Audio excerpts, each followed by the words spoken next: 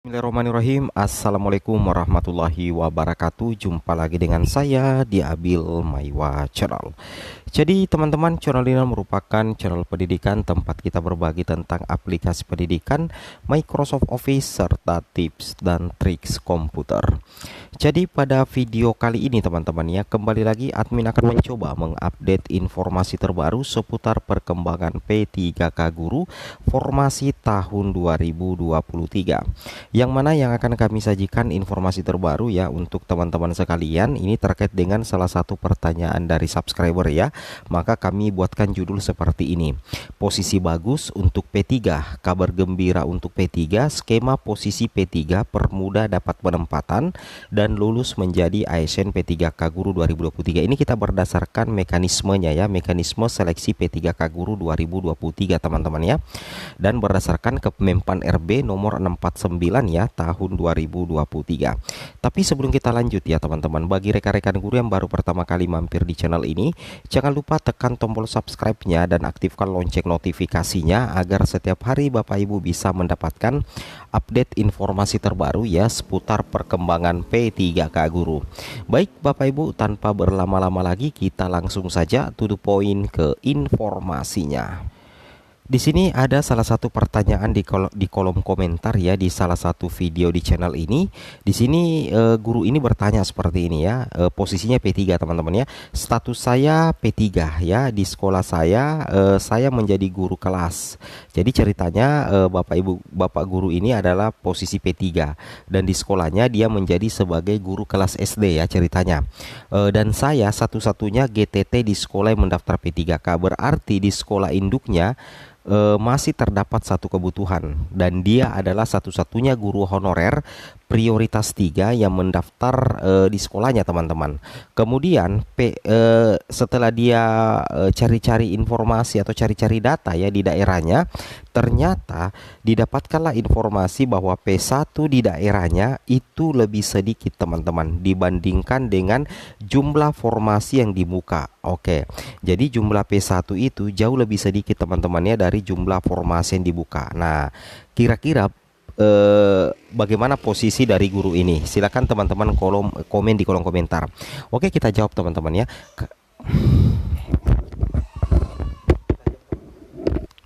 Jadi kalau posisinya seperti itu teman-teman ya, kalau kondisinya seperti itu berarti ini sangat menguntungkan pelamar prioritas 3. Kenapa? Alasan pertama itu adalah karena P1 di daerahnya itu lebih sedikit dibandingkan jumlah formasi guru kelas yang dibuka. Jadi kita buat perumpamaan seperti ini ya. Misalkan P1 di daerahnya ini adalah 10 teman-teman ya, sedangkan untuk formasi guru kelas ya, sedangkan formasi guru kelas yang dibuka itu anggaplah 30. Nah, sedangkan jumlah P3-nya itu anggaplah misalkan 20 teman-teman ya. Nah, ini seperti ini skemanya.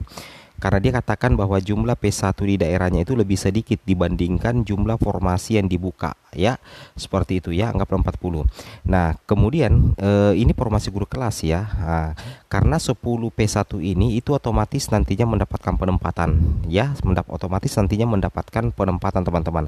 Jadi nantinya itu tersisa 30 formasi lagi untuk pelamar P2 dan P3. Kebetulan anggaplah di daerahnya ini tidak ada P2, sedangkan ada P3. P3 jumlahnya 20. Nah, kebetulan P3 ini itu di tes chat BKN-nya itu tidak menggunakan passing grade. Jadi itu berdasarkan peringkingan nilai. Karena jumlah P3 lebih sedikit daripada jumlah formasi, maka kemungkinan akan diurut langsung ini 20 orang P3 ini akan mendapatkan penempatan teman-teman. Jadi tersisa 10 formasi lagi yang bisa dilamar oleh pelamar prioritas 4. Nah, kenapa admin berasumsi seperti itu? Admin berasumsi seperti itu karena guru ini adalah prioritas 3 di sekolah induknya. Kemudian informasi yang dia dapatkan bahwa P1 yang ada di daerahnya itu lebih sedikit dibandingkan jumlah formasi. Artinya jumlah formasinya itu lebih besar dari jumlah P1, sehingga kemungkinan besar akan banyak nantinya sisa formasi yang bisa dilamar oleh P2, P3 dan P4. Nah, kalau kondisi seperti ini bisa menjadi salah satu skema yang sangat menguntungkan oleh pelamar prioritas 3 teman-teman ya. Ini salah satu skema yang menguntungkan oleh pelamar prioritas 3. Nah, kita bisa berasumsi seperti ini teman-teman ya. Nah, kita lihat di sini teman-teman ya. Di buku mekanisme seleksi P3K Guru tahun 2023, teman-teman bisa memperhatikan ya bahwa untuk formasi itu nantinya itu semuanya bertumpu di Dinas Pendidikan. Jadi nanti kalau misalkan P1, P2, P3, P4 itu sudah lulus, nanti itu akan ada distribusi penempatan teman-teman ya. Distribusi penempatan itu langsung dilakukan oleh Dinas Pendidikan ya, langsung dilakukan oleh Dinas Pendidikan teman-teman ya.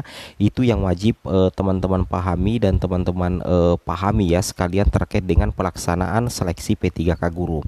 Nah, kemudian kalau kita lihat lagi di sini teman-teman ya, kalau kita lihat di sini untuk mekanisme seleksi P3K Guru tahun 2023 jelas sekali ya bahwa penempatan P1. Kemudian setelah penempatan P1, teman-teman perhatikan syaratnya di sini agar P2 dan P3, P4 itu bisa ikut seleksi CAT, itu syaratnya itu wajib tersedia formasi. Nah, kebetulan tadi yang kasus pertanyaan yang tadi itu jumlah P1-nya itu lebih sedikit daripada jumlah P2, jumlah formasi. Anggaplah setelah penempatan P1 itu masih ada tersisa formasi 40 teman-teman ya. Nah, 40 formasi inilah nantinya yang akan diperebutkan lagi oleh P2, P3 dan pelamar umum. Logikanya seperti itu. Jadi ada harapan untuk bisa mendapatkan penempatan, apalagi untuk P2 dan P3 Bapak Ibu itu ya.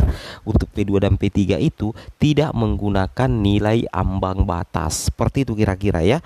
Nah, jadi aman lah teman-teman ya. Jadi kalau kondisi seperti itu sangat menguntungkan pelamar prioritas 3. Apalagi kalau misalkan di daerah tersebut P2-nya itu jumlahnya juga sedikit. Nah, kalau P2-nya juga jumlahnya sedikit, itu sangat-sangat memberikan peluang besar untuk pelamar prioritas 3 yang sudah berhasil resume di portal SSCISN Bapak Ibu ya. Nah, apalagi kalau kita lihat di sini teman-teman ya, untuk afirmasinya ya. Untuk afirmasi teman-teman perlu perhatikan ya, untuk afirmasi tetap diberlakukan ya afirmasi sertifikat pendidik 100% dari nilai kompetensi teknis.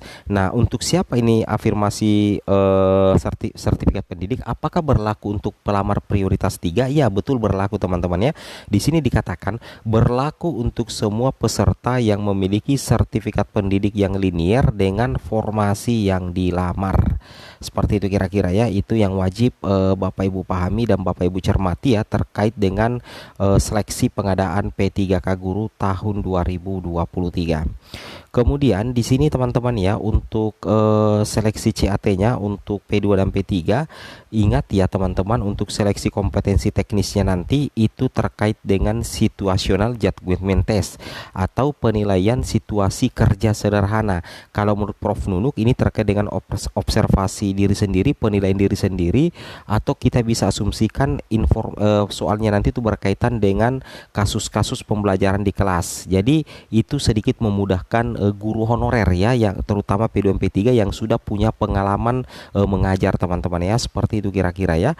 Oke, semoga video ini bermanfaat. Assalamualaikum warahmatullahi wabarakatuh.